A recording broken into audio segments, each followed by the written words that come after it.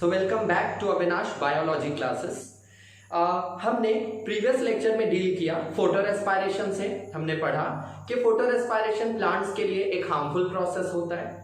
Photo respiration सारे C3 plants दिखाते हैं। C3 प्लांट्स वो प्लांट्स हैं जो C3 साइकिल यानी कि कैल्विन साइकिल यानी कि डार्क रिएक्शन दिखाते हैं।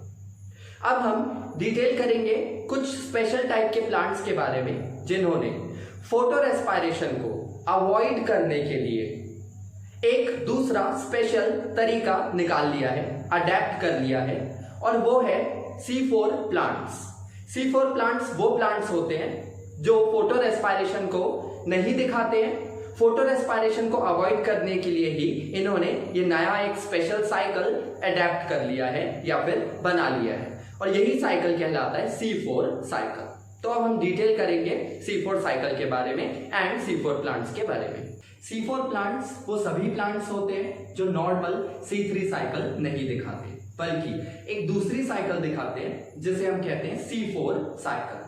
C4 प्लांट्स C3 प्लांट्स के कंपैरिजन में 50% ज्यादा बेहतर होते हैं फोटोसिंथेसिस के मामले में, यानी ये ज्यादा बेहतर तरीके से फोटोसिंथेसिस कर सकते हैं और इनमें फोटो रेस्पायरेशन भी नहीं होता है। तो C3 प्लांट्स का अडेप्टेशन हुआ ही क्यों?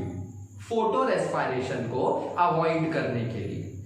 सारे C3 प्लांट्स फोटो रेस्पायरेशन दिखाते हैं जो कि एक हार्मफुल प्रोसेस है, मगर C4 प्लांट्स ने फोटो रेस्पायरेशन को अवॉइड करने के लिए एक नया मेथड अडेप्ट कर लिया, एक नई साइकिल अडेप्ट कर ली, और वो साइकिल है C4 साइकिल।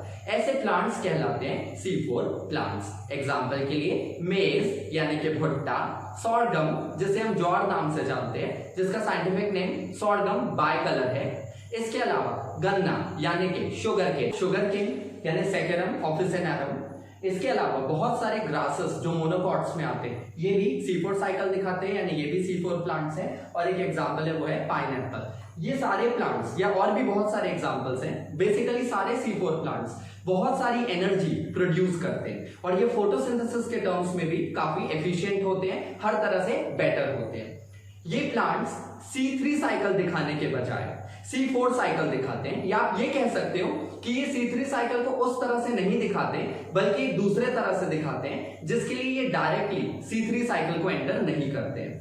ये प्लांट्स फोटोसिंथेसिस के टर्म्स में ज्यादा एफिशिएंट है, ये ज्यादा अमाउंट ऑफ एनर्जी भी प्रोड्यूस करते हैं। तो वो सारे प्लांट्स जो C4 साइकिल दिखाते हैं उन्हें हम C4 प्लांट्स कहते हैं।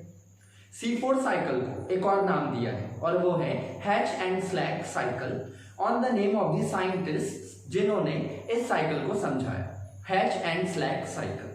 तो हम इस साइकिल को C4 साइकिल भी बोल सकते हैं, हैच एंड स्लैक साइकिल भी बोल सकते हैं। एक और नाम है वो है डाइकार्बोक्सिलिक एसिड साइकिल, क्योंकि जो पहला स्टेबल कंपाउंड इस C4 साइकिल में बनता है वो कहलाता है डाइकार्बोक्सिलिक एसिड, इसलिए ये साइकिल डाइकार्बोक्सिलिक एसिड साइकिल भी बोल सकते हैं इसको। तो क्या क्या नाम है इसके? सारे प्लांट्स माने कि C4 प्लांट्स जो साइकिल दिखाते हैं वो है C4 साइकिल। C4 साइकिल का एक और नाम है हैच एंड स्लैक साइकिल और एक और नाम है वो है डाइकार्बोक्सिलिक एसिड साइकिल। तो अब हम सबसे पहले ये देख लेते हैं कि C4 प्लांट्स ये जो दूसरी C4 साइकिल दिखा रहे हैं वो क्यों दिखा रहे हैं, ताकि ये फोटो रेस्पायरेशन को अवॉइड कर सके। अब ये इस C4 साइकिल को कैसे दिखा रहे हैं? इन प्लांट्स ने ऐसा कौन सा अडेप्टेशन अपने बॉडी में लाया, ऐसे कौन से चेंजेस लाए, कैसे इन प्लांट्स ने अपने आप को अडेप्ट किया कि इनको फोटो रेस्पायरेशन ना करना पड़े। और फोटो रेस्पायरेशन क्यों अवॉइड कर रहे हैं? क्योंकि फोटो रेस्पायरेशन फोटोसिंथेसिस पर की गई मेहनत पर पानी फेर देता है। फोटोसिंथेसिस में जो भी कार्बन फिक्स होता है वो कार्बन CO2 के फॉर्म में निकल जाता है फोटो रेस्पायरेशन, यानी फोटो रेस्पायरेशन एक हार्मफुल प्रोसेस है। उसको अवॉइड करने के लिए इन प्लांट्स ने एक नया मैकेनिज्म, एक नया अडेप्टेशन ले आया और उसी अडेप्टेशन की मदद से ये दूसरा साइकिल दिखा रहे हैं जो है C4 साइकिल। तो हम पहले पढ़ लेते हैं वो अडेप्टेशन क्या है। Let us see the adaptation जिसकी मदद से ये प्लांट्स फोटो रेस्पायरेशन को अवॉइड कर पा रहे हैं और C4 साइकिल शो कर पा रहे हैं। तो वो अडेप्टेशन क्या है? यहाँ पर दो अडेप्टेशन ये प्लांट्स दिखाते हैं। पहला कि इनमें आपको डायमॉर्फिक क्लोरोप्लास्ट मिलेगा, डायमॉर्फिक क्लोरोप्लास्ट। अब डायमॉर्फिक क्लोरोप्लास्ट क्या होता है? डायमॉर्फिक क्लोरोप्लास्ट ऐसा क्लोरोप्लास्ट है जो दो फॉर्म में मिलता है। कहने का मतलब डाई का मतलब टू, मॉर्फ माने फॉर्म, यानी ऐसा क्लोरोप्लास्ट जो दो फॉर्म्स में मिलता है। वो दो फॉर्म्स क्या होते हैं पहले वो देख लीजिए। वो दो फॉर्म्स होते हैं ग्रैनल यानी कि ग्रैनल क्लोरोप्लास्ट और दूसरा ए ग्रैनल, मतलब ए ग्रैनल क्लोरोप्लास्ट। तो क्लोरोप्लास्ट बेसिकली दो टाइप के होते हैं, granal chloroplast and agranal chloroplast. Granal chloroplast का मतलब है वो जिसमें ग्रैना प्रेजेंट हो, आपको नाम से समझ में आ गया होगा। और ए ग्रैनल का मतलब वो क्लोरोप्लास्ट जिसमें ग्रैना प्रेजेंट नहीं है, यानी जिसमें ग्रैना एब्सेंट है। तो ग्रैनल क्लोरोप्लास्ट जिसमें ग्रैना होता है, ए ग्रैनल जिसमें ग्रैना नहीं होता है। अगर आपने साइट ऑफ फोटोसिंथेसिस नहीं देखा है, अगर आपने क्लोरोप्लास्ट का स्ट्रक्चर नहीं देखा है, तो प्लीज प्रीवियस वीडियो में जाकर आपको उसकी डिटेल स्टडी कर लीजिएगा। ग्रैनल क्लोरोप्लास्ट अगर आप विजुअलाइज करें तो कैसा दिखेगा मैं आपको शॉर्ट में बता देता हूं। यहाँ पर ये क्लोरोप्लास्ट एक डबल मेम्ब्रेन स्ट्रक्चर होता है, ये हमें ऑलरेडी पता है। इसमें दो मेम्ब्रेन होते हैं, outer membrane and inner membrane. तो यहाँ देखिए जिसमें ग्रैना हो, यानी कि इसमें कुछ कॉइन जैसे स्ट्रक्चर्स होते हैं। ये कॉइन जैसे स्ट्रक्चर्स कहलाते हैं थाइलेकॉइड। ये जो थाइलेकॉइड होते हैं, ये थाइलेकॉइड का जो ग्रुप है वो ग्रैना कहलाता है। तो ये पूरा एक ग्रैना है, तो जिसमें है वो ग्रैनल क्लोरोप्लास्ट, जिसमें नहीं है वो ए ग्रैनल। तो जिस क्लोरोप्लास्ट में ग्रैना नहीं है वो कैसा दिखाई देगा? यहां पर भी क्योंकि क्लोरोप्लास्ट एक डबल मेम्ब्रेन स्ट्रक्चर होता है, तो हमने वही डबल मेम्ब्रेन स्ट्रक्चर यहां पर बनाया। और देखिए ये जो ग्रैना है, ये जो पूरे आपको पाइल दिख रहे हैं, जो ग्रुप दिख रहे हैं, वो एब्सेंट हो गए। तो अब यहां पर ध्यान से देखिए, इधर पर ये ग्रैना होगा ही नहीं, तो सिर्फ क्या होगा, सिर्फ यहां पर होगा स्ट्रोमा लैमेली, जो आपको बीच में ऐसे कनेक्शंस के फॉर्म में दिखते हैं इस तरह से। तो यहां पर आपको ग्रैना दिख रहा है, यहां पे ग्रैना नहीं दिख रहा। दूसरा अडेप्टेशन, पहला अडेप्टेशन है डायमॉर्फिक क्लोरोप्लास्ट, दूसरा क्या है? दूसरा अडेप्टेशन है Kranz anatomy. This is very very important और इसके बारे में पूछा भी जाता है। क्रैन्स एनाटॉमी, क्रैन्स एनाटॉमी का मतलब इन प्लांट्स में जो लीव्स होती है, लीव्स को अगर आप लीव्स के अंदर अगर आप देखोगे तो जो बंडल शीट सेल्स होते हैं, बंडल शीट सेल्स का मतलब वैस्कुलर बंडल को सराउंड करने वाले सेल्स, वो इनमें पाए जाते हैं।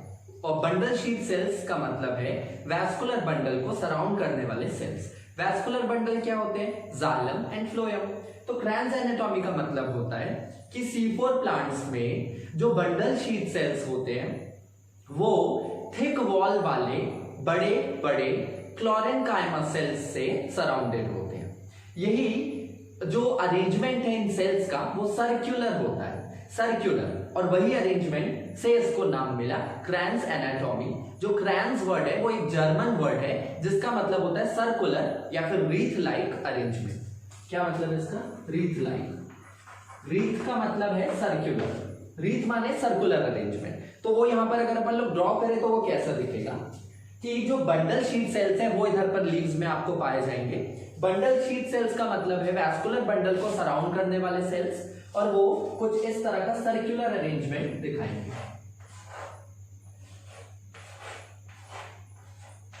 इस तरह से ये बड़े बड़े क्लोरेन्काइमा सेल्स जो थिक वॉल्ड है वो वैस्कुलर बंडल को सराउंड करके रखेंगे। और कैसा अरेंजमेंट है? सर्कुलर। वहीं से इसको वर्ड मिला क्रैन्स एनाटॉमी। तो अब हम देखेंगे कि डायमॉर्फिक क्लोरोप्लास्ट एंड क्रैन्स एनाटॉमी ये दोनों इन प्लांट्स को कैसे मदद करते हैं फोटो रेस्पिरेशन को अवॉइड करने में एंड C4 साइकिल परफॉर्म करने में।